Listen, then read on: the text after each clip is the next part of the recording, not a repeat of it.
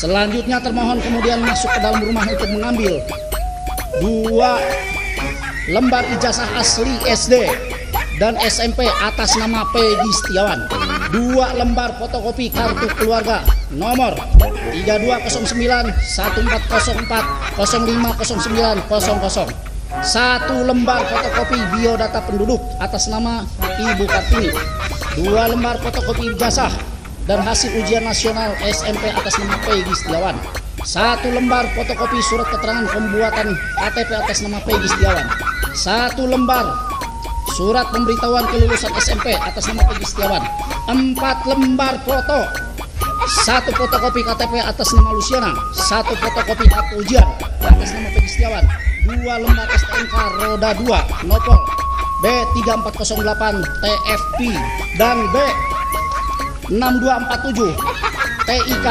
beserta 2 kunci kendaraan, 1 lembar asli surat kelahiran atas nama Peggy Setiawan, 1 kartu KIP atas nama Peggy Setiawan, 2 buku rapot asli SD dan SLTP atas nama Peggy Setiawan, foto dan 2 dus HP Infinix dan Samsung Galaxy A05, sehingga asumsi pemohon terhadap tindakan termohon adalah suatu bentuk penggeledahan yang melanggar hukum atau inkonstitusional karena termohon tidak menyerahkan surat perintah penggeledahan yang sah menurut hukum dan penetapan pengadilan tidak berdasarkan prosedur atau tanpa izin pengadilan. Termohon mengambil garis miring menyita ijazah, KTP, STNK, foto dan lain-lain dengan tidak jelas dasar hukum pengambilan garis miring penyitaan tersebut. Apakah merupakan bentuk penyitaan atau justru yang dapat dikategorikan bentuk perampasan?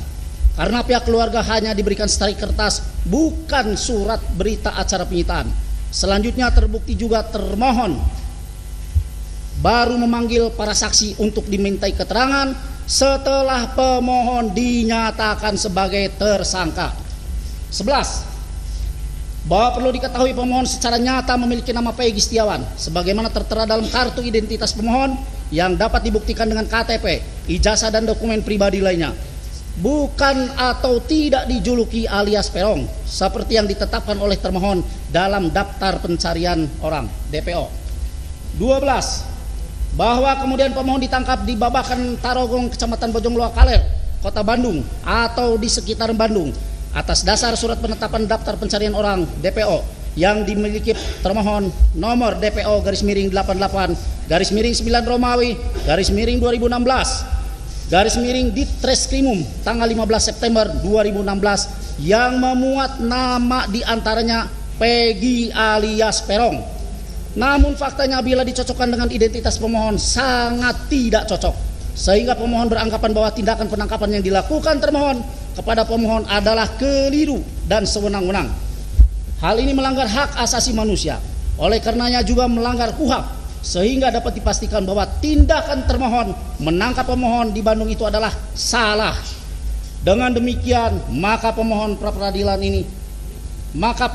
pra peradilan ini haruslah dikabulkan dan dinyatakan pemohon haruslah dilepaskan dan dipulihkan nama baiknya.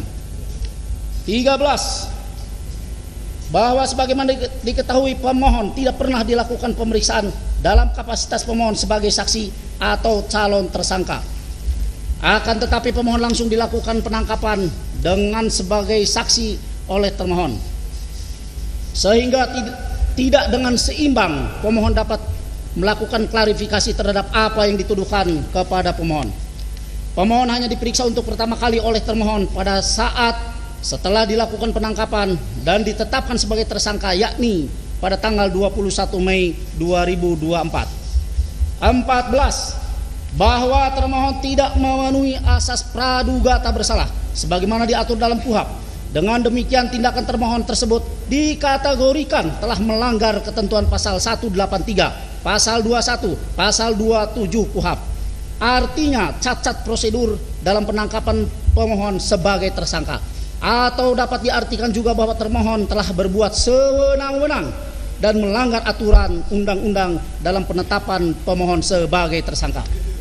15. Bahwa berdasarkan putusan Mahkamah Konstitusi nomor 21 garis miring PUU strip 12 Romawi garis miring 2014. Frasa bukti permulaan yang cukup dan bukti yang cukup dalam pasal 1 angka 14, pasal 17 dan pasal 21 ayat 1 KUHP harus ditafsirkan sekurang-kurangnya 2 alat bukti sesuai pasal 184 KUHP disertai pemeriksaan calon tersangkanya.